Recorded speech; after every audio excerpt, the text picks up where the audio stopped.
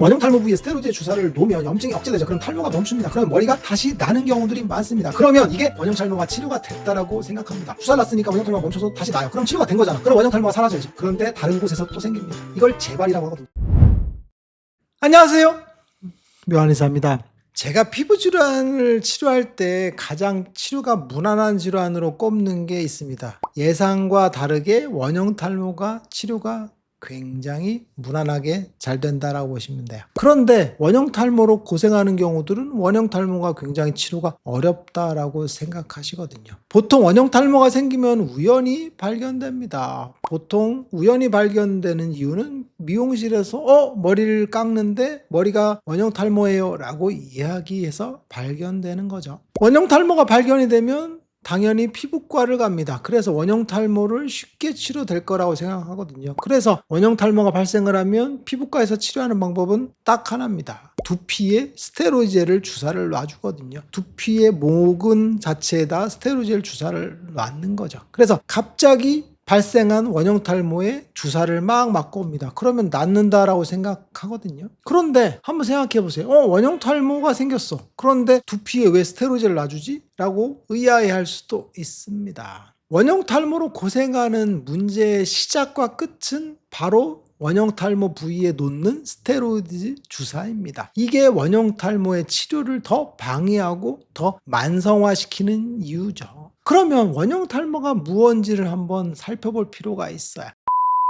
원형 탈모는 대략 인구의 2% 정도가 발생하는 굉장히 흔한 병이다라고 보시면 돼요. 대개는 한두 군데의 원형 탈모가 보이지만 심한 경우는 다발성으로 여러 군데에 발생을 하는 겁니다. 그런데 가장 큰 문제는 뭐냐면 원형 탈모가 다발성으로 됐을 때 그게 더 난치성 탈모로 진행하는 거죠. 들어보셨을지 모르겠지만 망상형 탈모, 미만형 탈모, 사행성 탈모, 그리고 머리가 다 빠지는 전두 탈모, 그리고 몸에 털이 다 빠지는 형태로까지 진행하죠. 그때 눈썹까지도 없는 경우들도 종종 봅니다. 음모까지 없는 경우들도 많거든요. 이게 바로 원형 탈모죠. 그래서 전신 탈모로까지 진행이 되는데 그 비율 자체가 생각보다 낮지가 않습니다. 왜 그러냐면 제가 환자분들 피부 질환을 치료하다 보면 가끔 환자분들이 피부 질환을 치료하다가 머리가 없다라는 이야기를 하는 경우들이 많아서 보면 가발인 경우들도 많죠. 생각보다 전두 탈모가 심하고 그리고 원형 탈모를 갖고 있는 경우도 굉장히 많은 거죠.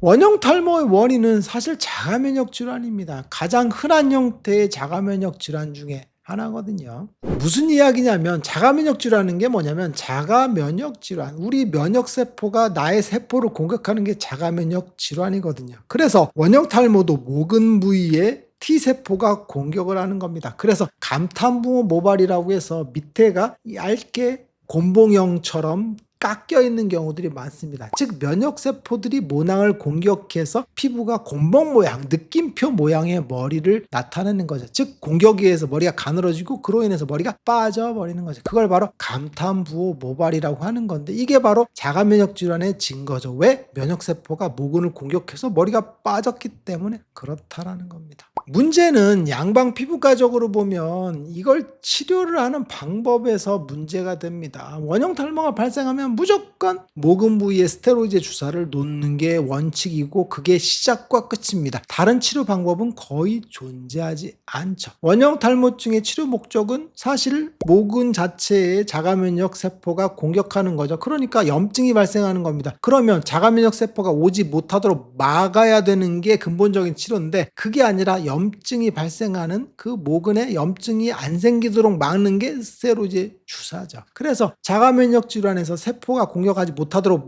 싸움을 막아야 되는 게 치료법인데도 불구하고 그냥 염증만 임시로 때우는 게 스테로이드 주사죠.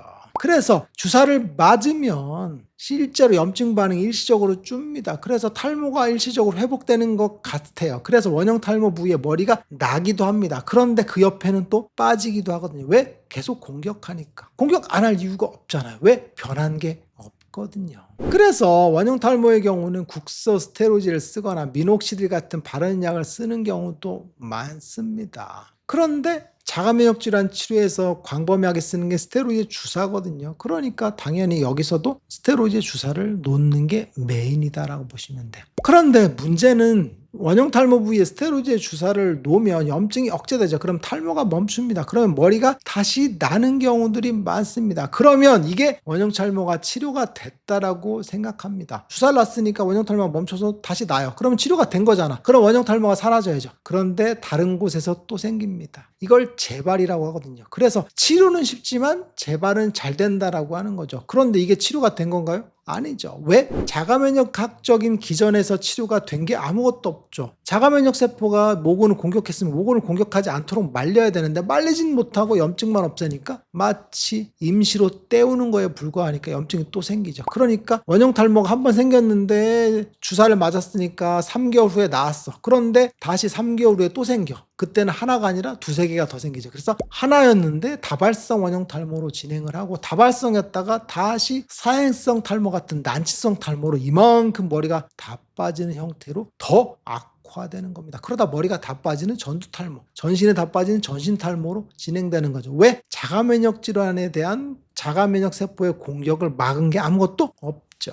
그래서 제가 원형 탈모의 환자분들 중에서 중증형 난치성 탈모로 오는 경우는 늘 안타깝게 생각합니다. 원형 탈모 하나 생겼을 때 치료를 잘하면 사실 굉장히 치료가 쉽거든요. 그리고 재발도 잘 안 됩니다. 치료가 너무 잘 되는 질환인데 여기서 문제는 뭐냐면 원형 탈모의 치료에서의 핵심은 뭐라 그랬어요? 항스트레스 작용 그리고 항염증 작용 이 두 가지를 동시에 치료해줘야 한다는 얘기죠. 왜 그러냐면 자가면역 질환에서 원형 탈모가 생기는 원인은 스트레스에 의해서 염증 반응이 유발이 되는 거죠. 어떻게? 우리의 면역 시스템을 혼란시킵니다. 그래서 자가면역 세포가 공격을 하는 게 만드는 거죠. 왜? 스트레스 때문에. 그러면 스트레스를 억제해줘야 되는 거죠. 그게 바로 항스트레스가 있는 약들이 존재하는 거죠. 이런 약들이 있거든요. 이게 바로 시오 같은 약들. 이런 약들이 그런 작용을 합니다. 그리고 또 하나는 염증을 억제하는 작용을 해야겠죠. 스테로이드와 다른 기전의 만성 피부 염증을 치유하는 기전이죠. 이게 바로 염증을 억제하는 그런 약들이죠. 이런 약들을 두 가지를 동시에 썼을 때 원형 탈모가 제거되는 거죠. 그런데 나의 정신적인 스트레스가 원형 탈모를 유발했어요. 대부분 원형 탈모는 정신적인 스트레스에 의해서 생기거든요. 그런데 스트레스에 의한 감수성이 증가하는 게 문제다라고 했죠. 그러면 감수성을 증가시키는 걸 억제하면 되겠죠. 그게 바로 항스트레스 작용인 거죠. 그런 작용을 하는 약들이 있어요. 그걸 써주면 항스트레스 작용, 스트레스에 대한 민감성이 떨어지는 거죠. 그러니까 스트레스가 내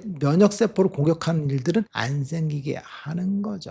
그래서 원형 탈모의 경우에 초기에 스트레스를 억제를 할 수가 있는 거죠. 그래서 항스트레스 작용이 있는 약들을 써주게 되면 염증 반응이 줄고 그럼으로써 원형 탈모의 기전이 멈추게 되죠. 그러면 어떻게 되겠어요? 연쇄 반응의 고리들이 사라지는 거죠. 그러면 자가면역 질환에 의한 원형 탈모의 붕괴, 모근의 붕괴가 멈추게 되는 거죠. 그래서 원형 탈모를 치료하게 되면 희한한 반응이 생깁니다. 어떻게 되냐면 원형 탈모 치료를 시작을 했어요. 그러면 빠지던 머리가 빠집니다. 그걸 탈락기라고 하거든요. 그래서 연쇄 반응이 갑자기 멈추는 게 아니라 탈락기를 거쳐서 빠질 건 다 빠집니다. 그래서 공터를 만드는 거죠. 우리가 바로 아파트를 재건축할 때 아파트가 우선은 낡았어요. 그럼 부시잖아요. 그런 것처럼 똑같이 원형 탈모 부위가 사라지는 빠지는 과정이지. 이게 바로 탈락기를 거치는 거죠. 그리고 탈락기를 거친 후에 공터가 된 상태에서 모근이 밑에서부터 자라나오는 겁니다. 이때 휴직입니다. 아무것도 안 자라고 있는데 지하실에서는 공사가 일어나고 있고 모근들은 만들어지고 있는 거죠. 그게 바로 휴지기. 그러다가 모근이 갑자기 잔디같이 올라옵니다. 이게 바로 성장기입니다. 조그만하게 살짝 얇게 올라오거든요. 그런데 동시에 올라옵니다. 마치 잔디 인형같이 쑥 올라오는 거죠. 이때 급속 성장기로 들어서면 머리가 확 자라게 돼서 성장기로 들어서면 보통 두세 달 정도 지나면 어디가 원형 탈모인지를 찾기 어려운 상태가 되겠죠.